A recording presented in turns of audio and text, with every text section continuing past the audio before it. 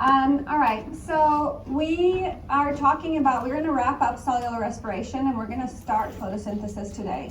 So I was just trying to tell somebody, you're doing well if you're not giving up, right? Like, this is the point in the semester. I know this material, there's just more to it, and you do have to spend more time on it, right? There's no ways around it. It's just, you do. You have to, one, memorize all of the inputs and outputs of all of the different steps in cellular respiration, and you're going to have to do the same for photosynthesis.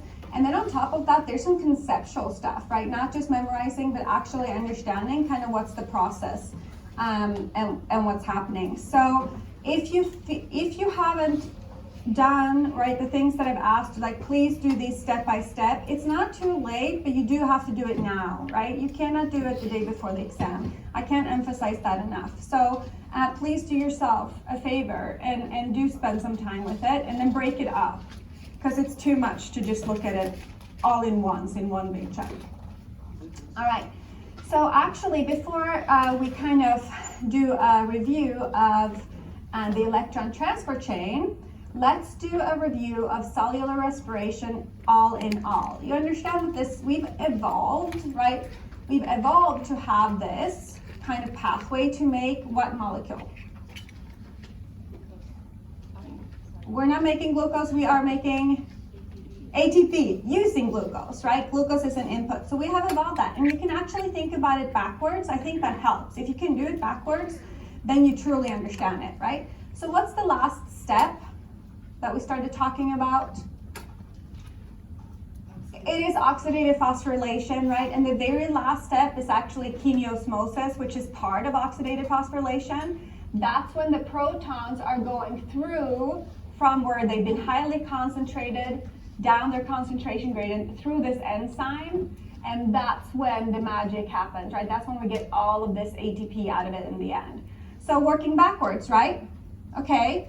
So what did we need for ATP synthase to make the ATP? What needed to have happened?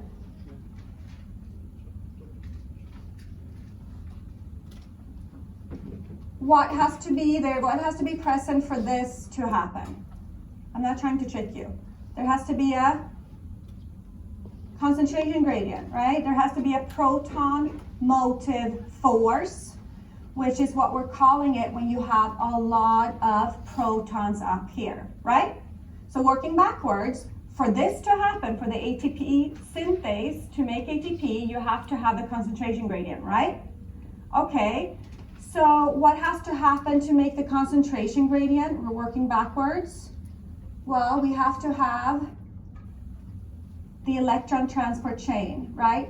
The electrons being transferred from here to here is actually what drives these three complexes to pump protons across into the intermembrane space, right? Okay, so now what do we have to have for the electron transfer chain to go forward? What gives up the electrons? Say it again. Well, now you're jumping ahead a little bit.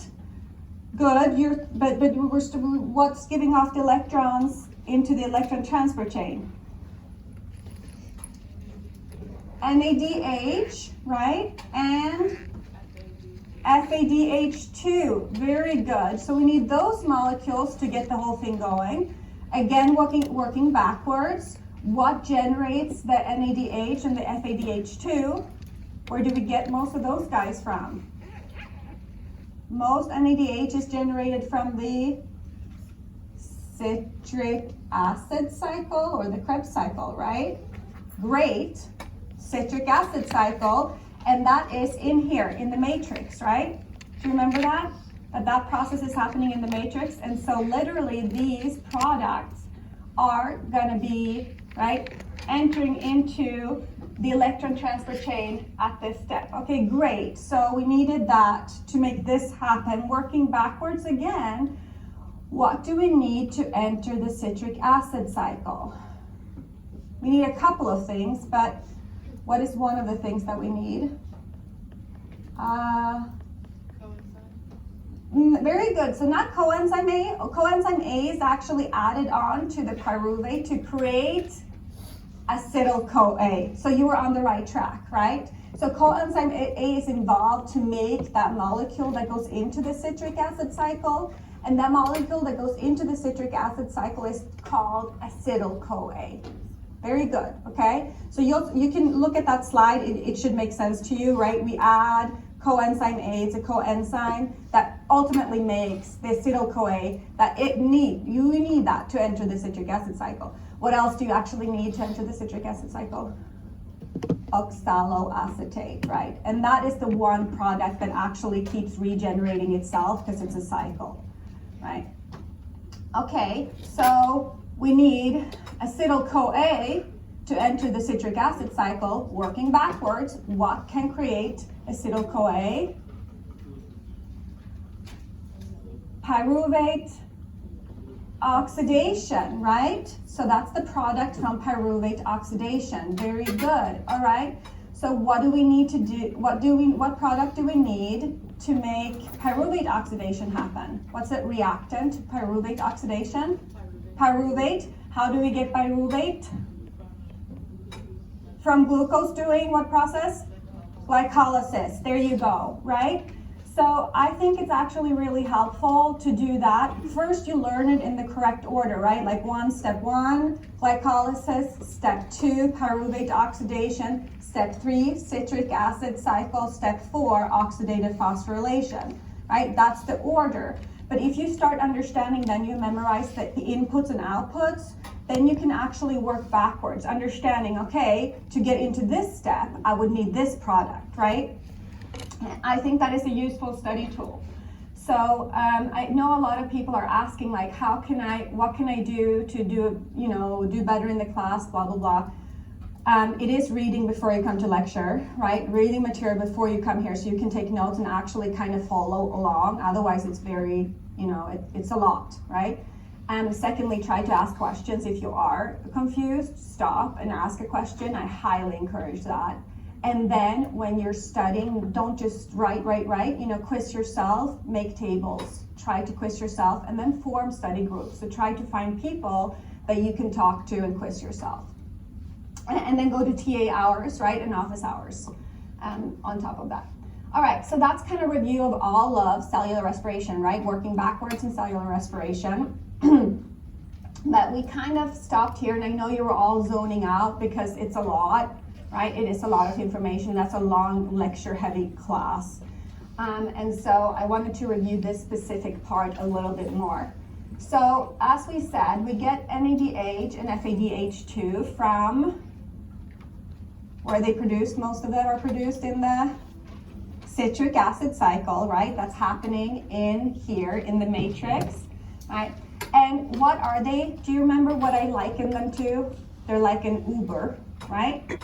So when they have the electrons, that's when they have the H's on them, right? When they're FADH2 and NADH2, that's when they have electrons attached to them. That's when they're full. That's when they have their passengers. And we call that being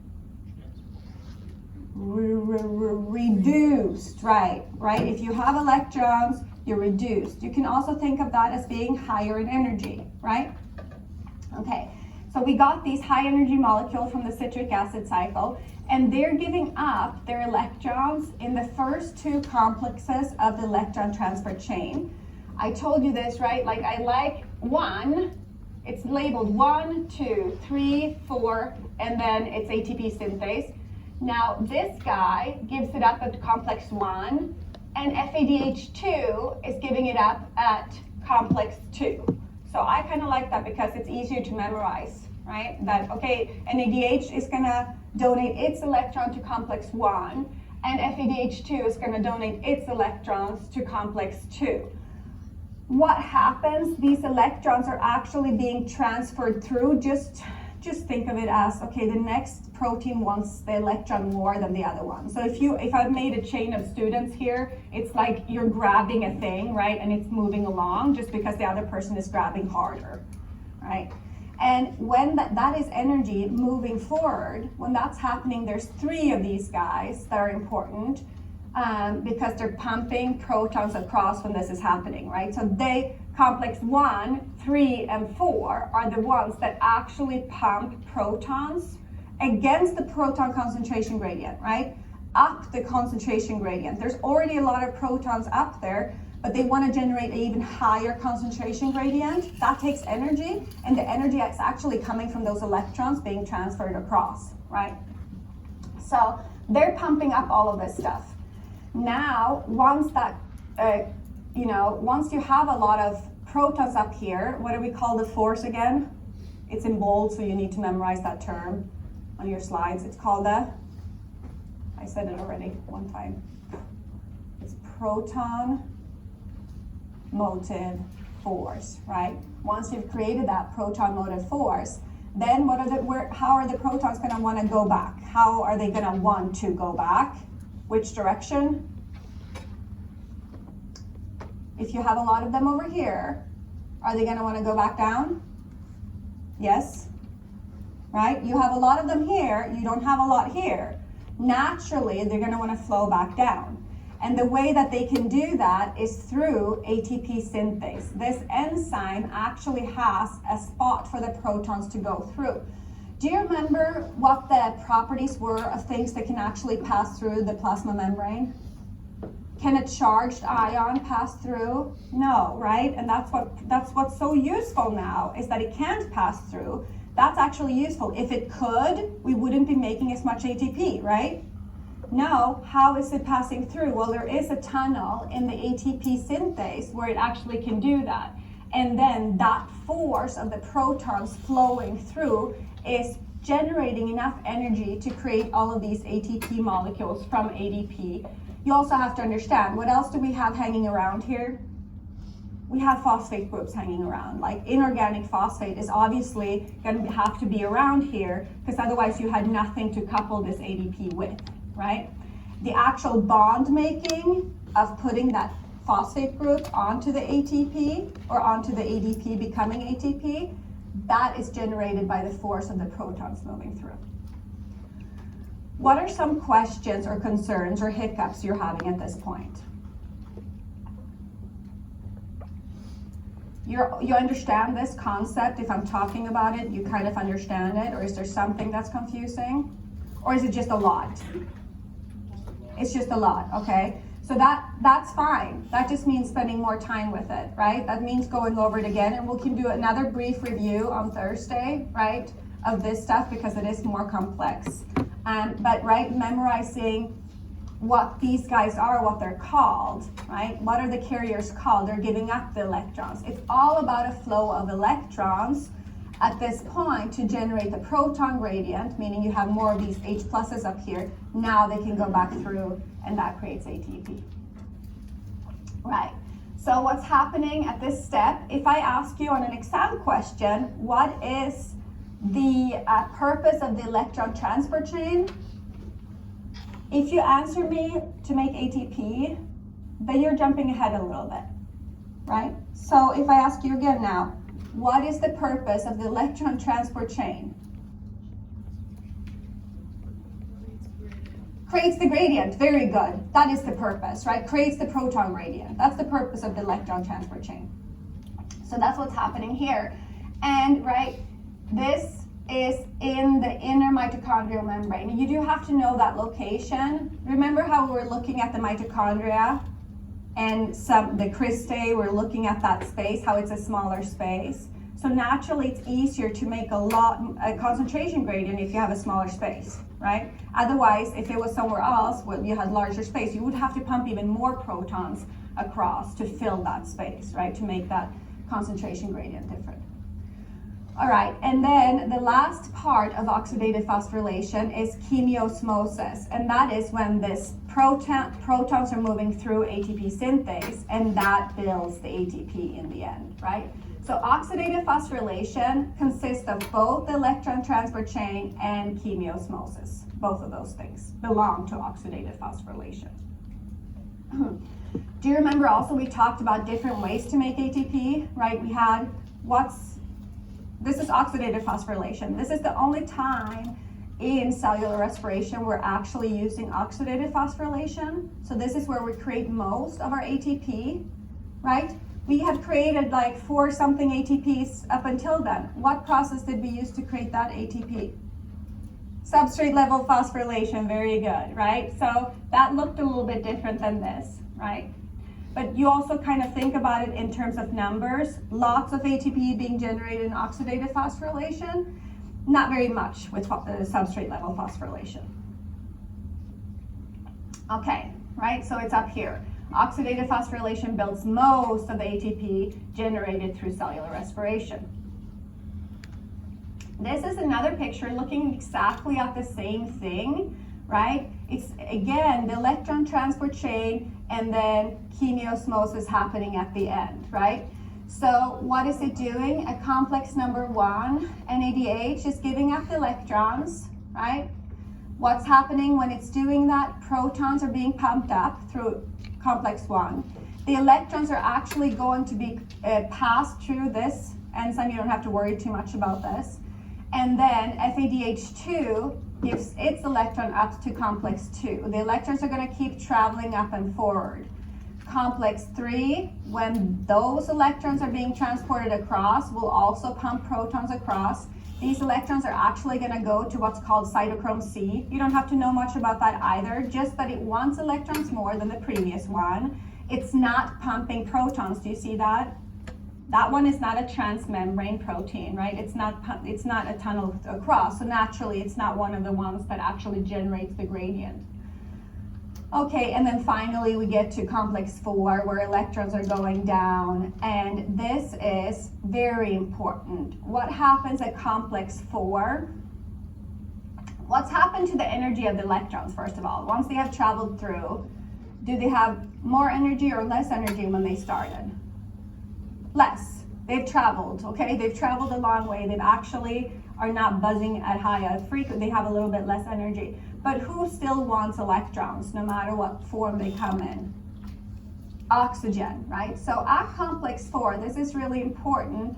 This is where you have to have oxygen present so that you can ultimately, oxygen will accept those electrons. And when oxygen accepts electrons, we call it being, what's the word for the other? You're reduced, right? So you're being, oxidation is if you give your electrons, oxygen here is gaining electrons, so it's being reduced to become water, right? So this O here from oxygen is the same O here in the water, and what have we done? We put some hydrogens on it. And how could you think of hydrogens? As gaining electrons, right? If you gain hydrogens, you can look at that the same way as gaining electrons. Do you remember that from talking about redox reactions? So literally this is, right, we are reducing oxygen to become water at this step. And that's why water is a byproduct. So if I asked you where, ultimately, if you're going to look at all of cellular respiration, where are the electrons, aka energy, coming from? From the very start, where is it coming from?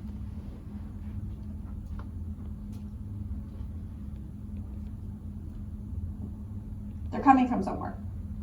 Glucose. Specifically, where in the glucose? In the bonds between the carbons, not the carbons in and of themselves, right? It's the bonds between the carbons that contains the energy. That's where they're coming from. It's electrons that make up the bond, right? Now those electrons, that energy changes shape throughout cellular respiration, right? It becomes a little bit of ATP early on, but it also becomes mostly NADH and FADH2, right? In the citric acid cycle, most of that energy is going to be converted into NADH, right? So that's where it's coming from first. In the bonds of the glucose, where do the electrons end up at the end of cellular respiration? What molecule, where have those electrons ended up? Several places actually, but if we're going to follow the electron flow from start to finish, they're kind of ending up. So a lot of ATP, right? Like we're creating a lot of ATP, but also this guy, right? Water. Electrons actually end up as water as a byproduct, right? If you're following the electron flow. So of course, this is our big guy. We do need That's why we're doing this, is to get as much ATP as we possibly can. But water has to be created, because if we don't have oxygen there to accept those electrons at the end, then the process will not continue going forward.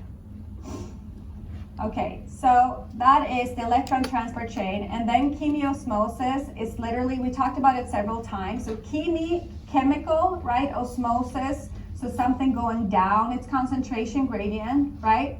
Kind of like osmosis would be water going from a high water concentration to a low water concentration.